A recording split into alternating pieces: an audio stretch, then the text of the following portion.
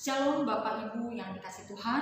Pada hari ini kita akan sama-sama mendengarkan renungan lansia yang terambil dari 1 Tawarik 29 ayat 10 sampai dengan ayatnya yang ke-19.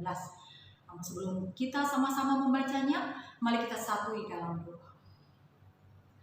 Ya Allah Bapa yang kami puji dan kami muliakan, terima kasih buat kasih setia Tuhan yang masih memberikan kami kehidupan dan kesehatan hingga saat ini. Biarkan hati kami selalu rindu untuk bersekutu dengan Engkau dan menjadi terang buat banyak orang.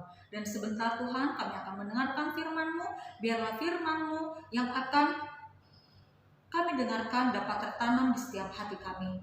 Sucikan hati dan pikiran kami Tuhan, supaya kami layak mendengarkannya.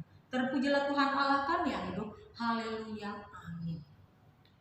Saya akan membacakannya 1 Tawarik 29 ayat 10 sampai dengan ayatnya yang ke-19. Demikian bunyi firman Tuhan. Judul perikopnya adalah nyanyian pujian Daud. Lalu Daud memuji Tuhan di depan mata segenap jemaah itu. Berkatalah Daud, "Terpujilah Engkau ya Tuhan, Allahnya Bapa kami Israel, dari selama-lamanya sampai selama-lamanya. Ya Tuhan, punyamulah kebesaran dan kejayaan, kehormatan, kemasyuran dan keagungan. Ya, segala-galanya yang ada di langit dan di bumi. Ya Tuhan, punyamulah kerajaan, dan Engkau yang tertinggi itu melebihi segala-galanya sebagai kepala. Sebab kekayaan dan kemuliaan berasal daripadamu, dan Engkaulah yang berkuasa atas segala-galanya. Dalam tangan-Mu kekuatan dan kejayaan, dalam tangan-Mu kuasa membesarkan dan mengokohkan segala-galanya. Sekarang ya Allah kami bersyukur kepadamu dan memuji nama-Mu yang agung itu, sebab siapakah aku ini dan siapakah bangsaku, sehingga kami mampu memberikan persembahan sukarela seperti ini. Sebab daripadamu segala-galanya, dan dari tangan-Mu mendirikan persembahan yang kami berikan kepadamu. Sebab kami adalah orang asing di hadapan-Mu dan orang-orang pendatang, seperti semua nenek moyang kami, seperti bayang-bayang hari-hari kami di atas bumi, dan tidak ada harapan. Ya Tuhan Allah kami, segala kelimpahan bahan-bahan yang kami sediakan ini untuk mendirikan bagi-Mu rumah, bagi umat-Mu yang kudus adalah dari tangan-Mu sendiri, dan punyamulah segala-galanya. Aku tahu ya Allahku, bahwa Engkau adalah pemuji hati dan berkenan kepada keikhlasan, maka aku pun mempersembahkan semuanya itu dengan sukarela dan tulus ikhlas. Dan sekarang umat-Mu yang hadir di sini telah kulihat memberikan persembahan sukarela kepadamu dengan sukacita. Ya Tuhan Allah Abraham, Ishak dan Israel, Bapa-bapa kami, peliharalah untuk selama-lamanya kecenderungan hati umat-Mu yang demikian ini, dan tetaplah tunjukkan hati mereka kepadaku dan kepada Salomo anakku. Berikanlah hati yang tulus sehingga ia berpegang teguh pada segala perintah-Mu dan peringatan-Mu dan ketetapan-Mu, melakukan segala-galanya dan mendirikan bait yang persiapannya telah kulakukan." Demikianlah pembacaan firman Tuhan. Berbahagialah orang yang mau mendengarkan dan mau melakukannya di dalam kehidupan sehari-hari. Bapak Ibu yang dikasih Tuhan, usia tua pastinya yang ada di pikiran kita, yang ada di benak kita adalah kulit yang keriput, kelopak mata double, penglihatan maupun pendengaran kita kurang awas, fisik kita melemah, baik itu kaki, tangan maupun organ tubuh lainnya. Rambut kita memutih, bahkan pikiran kita, yaitu daya ingat dan daya tangkap kita melemah. Dan Bapak Ibu yang dikasih Tuhan, banyak orang yang tidak mau menjadi tua atau terlihat tua, sehingga banyak usaha yang dilakukan untuk menutupi ketuaannya. Berbagai produk anti penuaan pun menjadi sering dibeli banyak orang. Salah satu contohnya Bapak Ibu, misalnya krim yang mengandung anti-aging, yang fungsinya itu untuk memudarkan kerut di wajah dan leher kita. Dan kita pun sering mengkonsumsi banyak jamu yang gunanya untuk menghambat penuaan. Dan uban di kepala kita pun kita tutupi dengan cat rambut. Bahkan Bapak Ibu yang dikasih Tuhan, tindakan operasi pun akan dilakukan walaupun biayanya mahal dan tentu saja ada dampak sampingnya, namun itu tetap dilakukan hanya untuk menutupi penuaan dan ingin terlihat muda dari usianya. Namun Bapak Ibu yang kasih Tuhan, walaupun demikian, banyak orang tua yang tetap kehilangan semangat karena merasa diri sudah banyak keterbatasan. Dan yang paling ditakutkan oleh orang-orang yang sudah lanjut usia ialah ditinggalkan oleh anak, ditinggalkan oleh mantu, dan ditinggalkan oleh cucu karena merasa tidak dibutuhkan lagi dan dianggap menyusahkan. Dan ada juga Bapak Ibu orang-orang yang ingin mati saja sebelum masa itu datang. Bapak Ibu yang kasih Tuhan, namun tidak dengan Daud, yaitu firman Tuhan yang kita baca bersama-sama. Di mana pada masa-masa akhir hidupnya Daud tidak pernah mengeluh sedikit pun. Dia selalu memuji, mengagungkan, memuliakan nama Tuhan, dan selalu mengucap syukur dengan apa yang telah Tuhan berikan di dalam hidupnya. Daud sangat menghormati Tuhan. Walaupun Daud adalah seorang raja yang besar, raja yang berkuasa, raja yang berdaulat, namun Daud tetap meyakini bahwa sumber segala-gala dalam hidupnya berasal dari Tuhan. Dan Bapak Ibu, perikop ini semua menceritakan tentang pujian dan syukur Daud kepada Tuhan, di mana Daud selalu mengingat-ingat penyertaan Tuhan di dalam hidupnya. Walaupun Daud pernah mengecewakan Tuhan dengan perbuatannya terhadap Betseba dan Uria, namun karena ada etikat baik dari Daud, dan Daud juga adalah raja yang baik, maka Tuhan pun mengampuni Daud dan tetap memberkati hidupnya. Dan di dalam perikop ini juga Bapak Ibu yang dikasih Tuhan, bukan hanya Daud yang memuliakan, memuji nama Tuhan, namun Daud pun mengajak seluruh bangsa Israel untuk memuji, memuliakan nama Tuhan. Karena Daud menyadari betapa besarnya Allah, betapa agungnya Allah, betapa dahsyatnya Allah, dan betapa kecil dan tak berartinya dirinya dan bangsa Israel di hadapan Tuhan. Bapak Ibu yang kasih tahu Tuhan, Daud adalah salah satu tokoh besar dalam Alkitab yang begitu mengasihi Tuhan.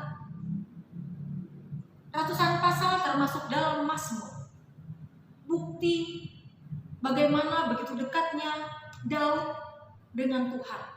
Daud begitu menyayangi Tuhan dengan segenap hatinya dan selalu mengucap syukur. Salah satu bentuk ungkapan syukur Daud kepada Tuhan yaitu memberikan hartanya untuk membangun bait rumah Allah. Bapak Ibu yang kasih Tuhan, firman Tuhan yang kita baca bersama-sama pada kesempatan hari ini hendak memperlihatkan kepada kita bahwa di tengah usia Daud yang semakin lanjut, Daud memiliki ingatan yang kuat akan kebaikan Tuhan yang senantiasa memelihara hidupnya dan memampukan Daud untuk menjadi raja atas Israel. Dalam perjalanan yang sangat panjang namun terasa sangat singkat karena penyertaan Tuhan. Dan meski kematian hampir mendekati Daud, namun Daud tetap diliputi rasa syukur yang luar biasa. Bapak Ibu yang dikasih Tuhan, sebelum kita tua, pastinya kita pun pernah muda.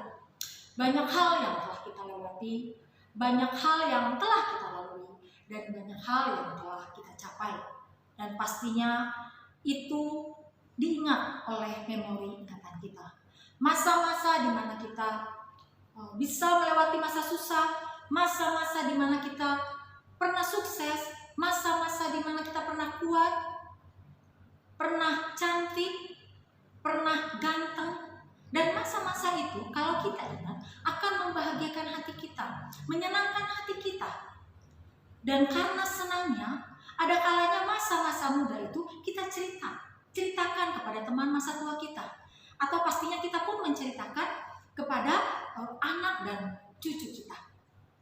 Bapak Ibu yang dikasihi Tuhan, pernah saya dengan tidak sengaja mendengarkan percakapan dua wanita yang usianya sudah lanjut usianya sudah tidak muda lagi.